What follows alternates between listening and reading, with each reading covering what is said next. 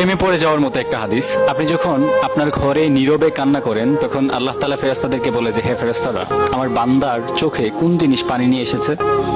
তখন ফেরেশতারা বলে যে, হে আমার রব, আপনার এই বান্দা অনেক দিন ধরে হাসে না, তার বুকের ভেতর চাপা কষ্ট রয়েছে। তখন আল্লাহ তাআলার কাছে ফেরেশতারা কান্না করতে করতে বলেন যে, আল্লাহ, আপনি আপনার এই বান্দার সমস্ত দুঃখ কষ্টকে দূর করে দেন।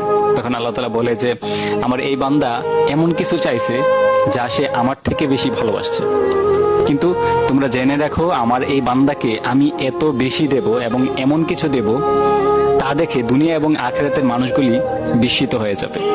প্রেমে পড়ে যাওয়ার মতো একটা হাদিস। আপনি যখন আপনার ঘরে নীরবে কান্না করেন তখন আল্লাহ তাআলা ফেরেশতাদেরকে বলে যে, হে ফেরেশতারা, আমার বান্দার চোখে কোন জিনিস পানি নিয়ে এসেছে?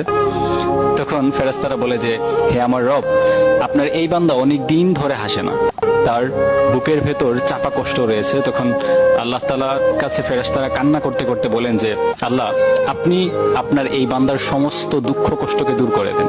তখন আল্লাহ তাআলা বলে যে, আমার এই বান্দা এমন কিছু চাইছে যা সে আমার থেকে বেশি ভালোবাসছে, কিন্তু তোমরা জেনে রাখো, আমার এই বান্দাকে আমি এত বেশি দেব এবং এমন কিছু দেব তা দেখে দুনিয়া এবং আখিরাতের মানুষগুলি বিস্মিত হয়ে যাবে।